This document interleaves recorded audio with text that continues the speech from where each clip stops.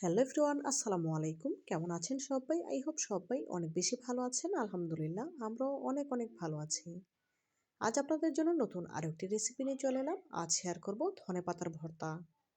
কিভাবে খুব সহজেই মজাদার এই ভর্তাটি তৈরি করা যায় তার সকল টিপস সহ আজকের রেসিপি। তো কথা না বাড়িয়ে চলুন ভর্তা তৈরির মূল প্রস্তুত প্রণালীতে যাওয়া যাক। ধনেপাতার ভর্তা তৈরি করার জন্য প্রথমে চুলে একটি প্যান বসিয়ে নিয়েছি। দিয়ে দিলাম 1 টেবিল চামচ সরিষার তেল। তার সাথে অ্যাড করে দেব 2 টেবিল চামচ পরিমাণ দেশি রসুনের কোয়া, 2টি ছোট সাইজের পেঁয়াজ টুকরো করে নিয়েছি, দিয়েছি 5টি কাঁচামরিচ। ঝালটা আপনারা আপনাদের স্বাদ মতো দিয়ে নেবেন, যে যেমন ঝাল খেতে পছন্দ করেন সে অনুযায়ী মরিচটা দেবেন। আর এই ধনেপাতার ভর্তাতে অবশ্যই কাঁচামরিচ দেবেন, এতে করে খেতে অনেক বেশি মজার হবে। 1 মিনিটের মতো নেড়েচেড়ে পেঁয়াজ, রসুন, কাঁচামরিচ এগুলো ভেজে নিচ্ছি। এভাবে করে ভেজে নিয়ে ভর্তাটা তৈরি করলে খেতে অসম্ভব মজার হয়, খুব সুন্দর ফ্লেভার বের হয়। দেখুন প্রায় 1 থেকে 1.5 মিনিটের মতো নেড়েচেড়ে পেঁয়াজ রসুনগুলো ভেজে নিচ্ছি।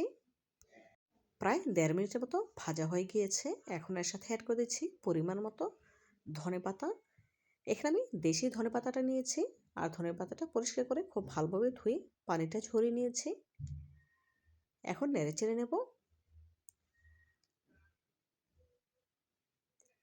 গ্যাসের ফ্লেম মিডিয়াম হিটে রেখে এই ধনেপাতাটা ভেজে নিচ্ছি।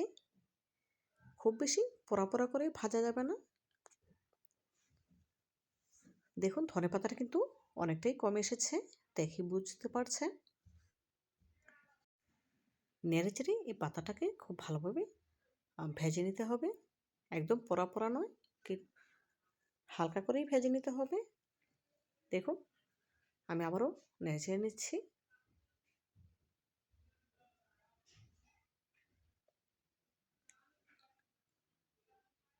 গ্যাসের ফ্লেম মিডিয়াম হিটে রেখে প্রায় 2 থেকে 3 মিনিটের মতো খুব ভালোভাবে ভেজে নিয়েছি।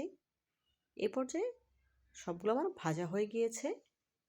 এখন গ্যাসের ফ্লেম অফ করে দিয়ে চুলা থেকে নামিয়ে ভর্তাটা তৈরি করে নেব। ভর্তা তৈরি করার জন্য আমি এখন শিলপাটায় উপকরণগুলো নিয়ে নেব। দেখুন সবগুলো উপকরণ শিলপাটায় তুলে নিয়েছি, এখন বেটে নেব। প্রথমে এখানে লবণ দিতে ভুলে গিয়েছিলাম, পরে লবণ অ্যাড করে দেব। আমি খুব ভালোভাবে বেটে নিচ্ছি। বন্ধুরা এই ভর্তাটা তৈরি করা কিন্তু একদম সহজ, একেবারে অল্প উপকরণে তৈরি করা যায়, আর খেতে অসম্ভব মজার হয়। আপনারা যারা খেয়েছেন তারা তো জানেন, আর যারা এখনও খাননি তারা না খেলে বুঝতে পারবেন না এই ভর্তাটা এতটাই সুস্বাদু। শীতের এই সিজনে একবার হলেও আপনারা ধনেপাতার এই ভর্তাটা তৈরি করে খেয়ে দেখবেন, ইনশাল্লাহ অনেক বেশি ভালো লাগবে।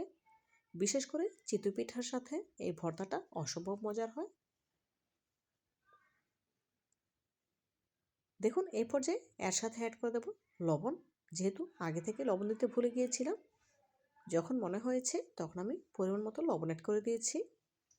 আবারও খুব ভালোভাবে বেটে নিচ্ছি।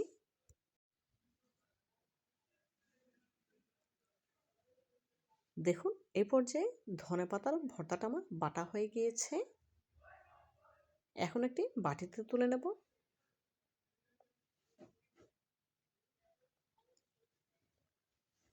সম্পূর্ণ ভর্তাটা আমি একসাথে করে নিচ্ছি।